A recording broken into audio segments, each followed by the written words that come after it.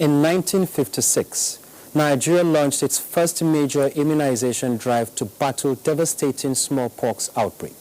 7 decades later, the voyage through these often turbulent waters has transformed a fragmented response into a massive, integrated national approach.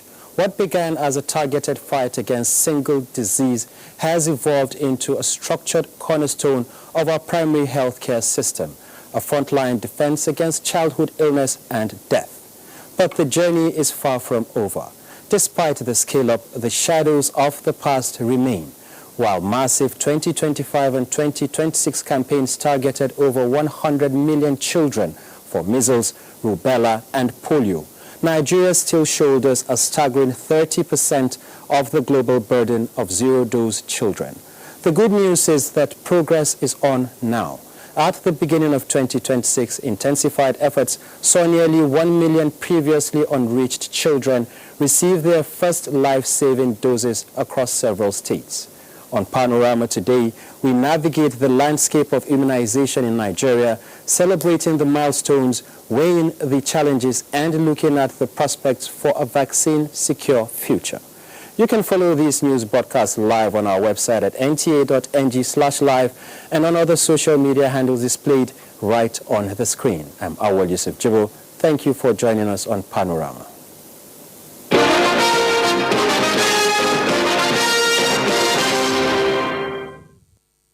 We begin with the news. The Nigerian Air Force, through the air component of Operation Hadenke, has sustained its counter-terrorism momentum with a decisive air interdiction AI strike conducted on 27th April 2026 at Guduf in the Mandara Mountains, a known terrorist enclave. A statement by the Director of Public Relations and Information, Air Commodore Ehime Ejodame, indicates that acting on credible intelligence and prior confirmatory intelligence, surveillance and reconnaissance ISR, NAF Air Assets executed a coordinated operation that identified multiple terrorist structures and logistics hubs actively supporting insurgent activities within the area. Employing precision targeting and strict adherence to rules of engagement, NAV platforms engaged and eliminated hostile elements and their infrastructure with lethal accuracy while maintaining due regard for the protection of civilians and the surrounding environment. The strike resulted in the destruction of key terrorist structures and logistics hubs, significantly degrading their operational capability and reinforcing the NAV's relentless posture in denying adversaries freedom of action and safeguarding national security. Away from that, Governor Abuja of Taraba State says strategic engagement with community leaders and critical stakeholders is key in addressing complex security challenges. The governor stated this when he received the participants of the Executive Intelligence Management Course 19 of National Institute for Security Studies Abuja, who are on a study tour in Taraba State. Awal Abdullahi reports. Governor Abuja, represented by the Secretary to the Government of the State, Gibom Timothy Kataps, while receiving participants of the Executive Intelligence Management Course 19 of the National Institute for Security Studies Abuja, appreciate the participants for choosing Taraba State for their study. He emphasized that the state is proactive and security conscious, which lead to its stability in development in infrastructure, education and healthcare sectors, among others. We declared a state of emergency on 2 issues: education and security. It was a belief that if we pull these young children off the street, they will not be recruited by the gangsters as their foot soldiers. So we declared free education at nursery, primary, and secondary level, government schools, and 50% slash in tertiary education. The participants, who are senior level personnel from security agencies, law enforcement and key government institutions, are in the state to make findings and recommendations with a view to addressing complex security threats and foster collaboration. The facility is going to make interactions with various stakeholders. We're going to have a comprehensive report to the government trying to provide solutions in handling issues of ethnic militias and how resource competition comes to play a part. With the theme, Illicit Financial Flows, Ethnic Militias and Resource Competition in Africa, Implication for Regional Security, the participants are to engage relevant stakeholders to get credible insight. In Jalingo, Awal Abdullahi, NTA News. Meanwhile, the chairman of the Nigerian Legion, Morenike Henry, has assured veterans and widows of fallen heroes that the administration of Bola Ahmed Tinubu is rolling out various welfare packages aimed at improving the lives of ex-servicemen and the families of those who paid the ultimate sacrifice. She made this known during an empowerment program for widows of fallen soldiers, as well as a training session for veterans on disaster management held at the Legion House in Abuja. Ekene Ndulue reports. God bless you. You will continue to go higher and higher and higher. Widows of fallen heroes expressing appreciation to the Nigerian Legion for the empowerment initiative. No fewer than 40 widows received various items, including empowerment equipment and food supplies. The chairman noted that more beneficiaries will be accommodated in subsequent phases of the program. She reassured the women that the government remains committed to their welfare and encouraged them to channel any concerns through the appropriate authorities. We just want the widow to understand. The ministry, the service chiefs, the CDS, they are working on their issue. They should give them time. And we're also organizing training for the widows, those ones that we know that they can still do something for themselves. Very happy. I'm very, very happy. May God bless the sponsors of this program. I will use it to grant, to make money and take care of my children. The event also featured the presentation of certificates to veterans who successfully completed training in safety and disaster management. For the members of the Nigerian Legion to volunteer as disaster management vanguards, it's a welcome development and it will help in swift response to disasters. Beneficiaries remain hopeful that these interventions will not only provide immediate relief, but also create lasting opportunities for sustainable livelihoods. In Abuja, Ekene Ndulue, NTA News. And similarly, the federal government is partnering development partners alongside the Securities and Exchange Commission towards providing grants, vocational skills, and market for women. To this end, 20 women from 6 women groups received startup parks in addition to millions of naira in business support to boost their enterprises. Ngozi Tekniki reports that this was at the Give to Gain Summit organized by the Federal Ministry of Women Affairs in partnership with the Office of the First Lady in Abuja. It was another moment where women in government celebrate the resilience and commitment of women in business and those who strive to sustain the livelihood of their families. The First Lady, Senator Oluremi Tinubu, represented by the wife of the Speaker, Fatima Tajudeen Abbas, says the ripple gains of empowering a woman goes beyond improving her household. Across the country, many women continue to work hard, build businesses, support their families, and contribute to their communities. The administration of His Excellency President Bola Ahmed Tinubu, GCFR, has shown a clear commitment to improving the lives of Nigerians through deliberate investments and policies that touch women, families, and communities. The Minister of Women Affairs explained that in line with the renewed hope agenda of the present administration, the President declared the year 2026 as the Year of Families and Social Development, which speaks volume about his passion to ensuring that women are at the center of national development. Hence, the partnership with the agencies and corporate organizations to realize this dream. You give a woman opportunities, we gain prosperity. When you give women systems and structures, we gain peace and security and stability. It is in this pursuit of this truth that we put in place the Renewed Hope Social Impact Intervention. This is a bold, integrated 9-pillar delivery platform for social transformation, designed to reach over 50 million women in every local government of our nation. The thing did today is not a metaphor, it's a foundational logic. You commit capital today, in other words, you give, and over time, through the power of compounding, that capital works for you and on your behalf and returns to you in multiples. Each of the 6 women groups received monetary empowerment worth millions of naira, in addition to other tools for 20 of their members. Ngozi Technical, NT News. Reports just reaching us indicates that the All Progressives Congress APC has released its revised timetable and schedule of activities for the 2027 general elections. This is contained in the revised schedule of activities signed by the party's National Organizing Secretary, Suleiman Mohammed Argungu.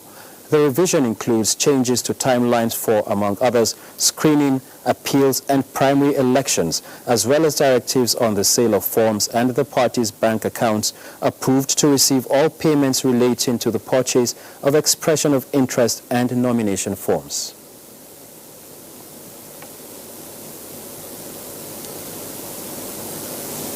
It's now time for a commercial break. We'll be back shortly. Welcome back. Immunization remains one of the most powerful and cost-effective public health interventions in modern science. Every year, millions of lives are saved through vaccines that protect against deadly but preventable diseases. Yet, despite its proven success, many children, especially in developing regions, remain under-immunized. Lynn Leneke takes a look at the importance of immunization, the challenges, and the way forward.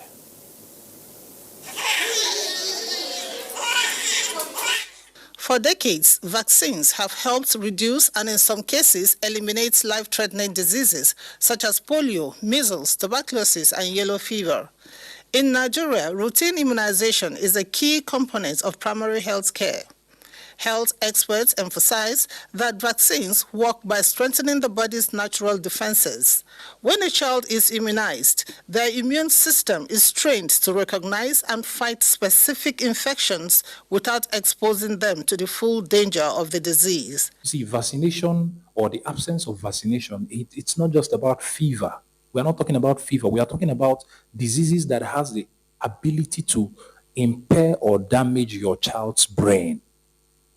And your child may not be able to learn, may not be able to talk, may not be able to walk, may not be able to use their hands, simply because of this singular act of not vaccinating them. When people are now eager to now have their child be immunized with the various preventable diseases, the enlightenment has really gone a long way to give us this result. And almost about 3.5 to 5 million children have been vaccinated against the preventable diseases, and this has bring about reduction in child morbidity rates. Immunization is more than a medical procedure. It is a life-saving shield, a fundamental right and a collective responsibility. As the world continues to battle emerging and existing diseases, experts say strengthening immunization systems remains critical. Governments, healthcare providers, and communities must work together to ensure that every child receives the protection they deserve. In Lagos, Lynn Leneke, NTA News. All right. To help us unpack the achievements and the hurdles still ahead, I am joined here in the studio by Professor Alera Roberts, a renowned public health consultant. You're welcome to the program. Thank you very much for having me. Yes. Could you do a brief assessment of immunization program in Nigeria? Well, you know, the immunization program in Nigeria is domiciled in the Nigerian Primary Health Care Development Agency. They work through the state's primary health care boards, through developmental agencies such as the WHO, the UNICEF, Gavi, the Vaccine Alliance, to make sure that we get the vaccines and get them right down to the end user, which is the baby, the child, in due course. Overall, we have done well, but I'm a teacher, so we can do better. And that's why we're here today. Okay. Now let's look at one of the challenges of immunization in Nigeria: deep-seated sociocultural, religious misperceptions. Are we going to ever overcome this? That is a very good question. The The truth of the matter is that this is deeply rooted in a mistrust that the public have with all things to do with government. On the one hand, the public have this perception the government must do everything for them, and on the other hand, there's this perception that any government program is to be deeply mistrusted because it is not going to benefit them directly. So there are a lot of issues that we are facing with this essential mistrust, and these are things that we really need to work on, and we are indeed working on. I mean, we, the public health practitioners, doctors, nurses, lawyers, journalists such as yourself, are working very hard to ensure that we can work up the trust. On the other hand, of course, we've got to be able to strengthen the system in the sense that we have to strengthen immunization programs, we have to strengthen delivery systems, we have to strengthen the logistics, and certainly, like we're doing today, we have to strengthen the narrative. From 15 to 18 months of a child, there are immunization programs to follow. What could make a child miss vaccination in your experience? We can look at it in 3 domains. The personal, the access, and the facility, health related. So on the personal level, the caregiver simply forgets that a booster is due, or isn't aware that it's necessary to take a booster dose. And we're seeing a lot of this with the diphtheria outbreak that we saw. A lot of children, the children affected, had never gotten a booster dose at 18 months. Or, the caregiver has other competing things taking place in the family, has other children that need to be taken care of, so she can't take the index child to the clinic. Then you've got the access-related issues of transportation, cost, distance to the facility when they get there. Then you've got the health system-related events. Vaccine stockouts is a major problem because of the power situation. We have a lot of issues with maintaining vaccines at the correct temperature and making sure that they're available for use at the end of the day. Do you even have the staff? Are the staff agreeable? Have they got the right attitude?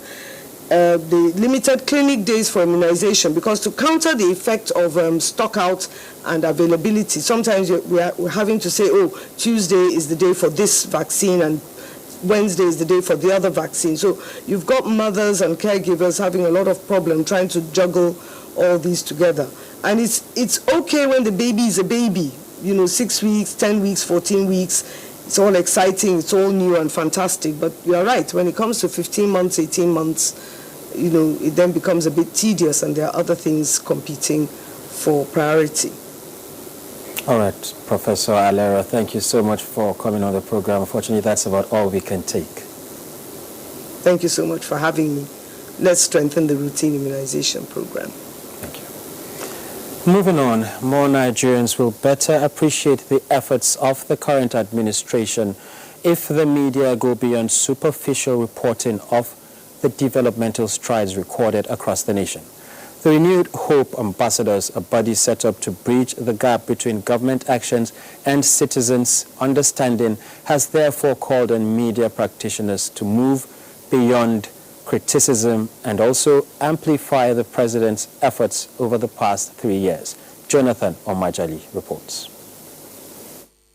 Last week, Oladipo Caleb Olubenga, who grew up in a rural community in Osun State, emerged as the overall best graduating engineering student of Ladoke Akintola University of Technology. It was a feat he attributed to support from the Nigerian Education Loan Fund, which made his academic journey possible. He is one of several Nigerians said to be benefiting from the current administration's intervention across key sectors. Many of the states, since Tinubu came into office, they are now able to do a lot of capital projects because they are getting more funds from the center. And that's helping them to dream big and embark on many projects, which would not have been if the government has not embarked on some major reforms to make money available to the subnationals and the local councils. Whatever effort government is doing, if you don't communicate it to the public, then it means that whatever you are doing will not be appreciated by people. And people who have access to the airwaves and have their own motives to talk about the government has been inefficient and ineffective, we'll use that silence on our part, to talk to the people that we are not doing much. In a bid to bridge this gap, journalists are set to embark on a media tour of Nigeria's northwest region to obtain first-hand information on ongoing government projects and intervention. The tour is expected to cover critical infrastructure, healthcare facility, transport network, among others. Seeing is believing. A lot of people have said that the president has not kept his promise with the North. This is not correct. This time around, he will be running on his own achievement. And we are saying that a lot has been done. There's so much to showcase, particularly in the Northwest. The Northwest is very critical, and that's why we are starting from the Northwest. The Kaduna-Kano railway line has reached substantial completion. In fact, we have Bakarfi to Kano has been completed. Similar tours will be extended to other geopolitical zones as part of strategy to promote transparency, accountability, and informed public discourse. Jonathan Omajali, NTA News. Federal civil servants are applauding President Bola Ahmed Tinubu for approving an upward review of their allowances to further cushion the obvious economic challenges facing workers in Bayelsa State. Doris Akumonye, who interacted with the workers, reports. The civil service, no doubt, remains the engine room of effective implementation of all government policies and programs for the benefit of the populace. This the civil servants are doing daily. However, poor welfare packages, especially with the obvious economic realities, has hindered the statutory mandates. But with the approval of a comprehensive upward review of duty toll allowances, ESTA code and other key benefits for federal civil servants, it is expected that it will be a moral booster for operational efficiency.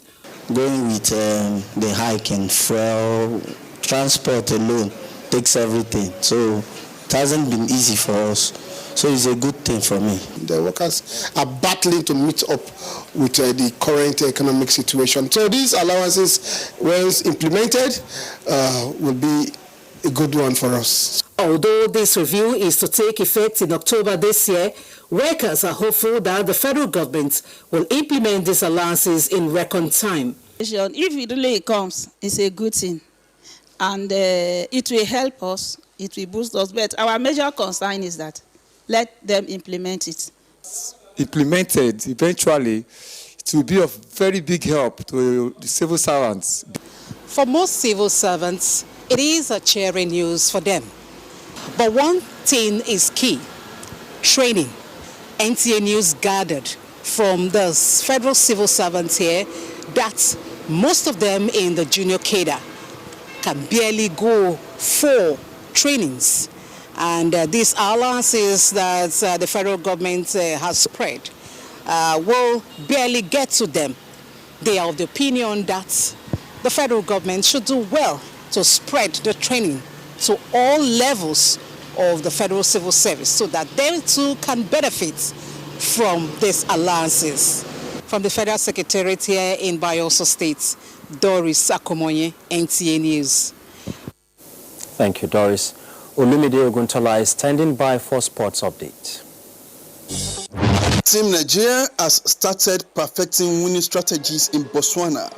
Ahead of the 2026 World Athletics Relays, 24 athletes made up of blend of experienced and emerging athletes will compete in all 6 relay events at the competition scheduled to hold from May 2nd to 3rd, 2026, alongside 723 athletes from 40 countries. This year's World Relays serves as qualification pathway to the World Athletics Championship in Beijing 2027 and the World Athletics Championship in rugby in an attempt to position Nigeria as emerging force in global rugby and a hub for sports innovation in Africa. Organizers of the 2026 Atlantic Rugby Sevens, one of Nigeria's Premier League competitions, have perfected logistics to ensure each free event scheduled for May 2nd at the Rugby School Nigeria, Eko Atlantic.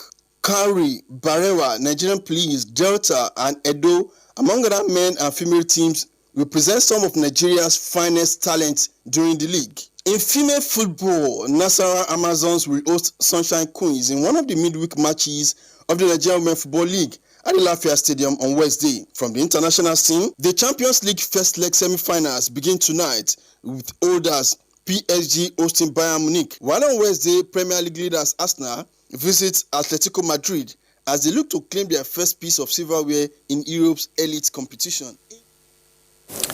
And that's Panorama from the Lagos Network Center of the NTA. Thanks for watching. I'm Awal Yusuf Jibo.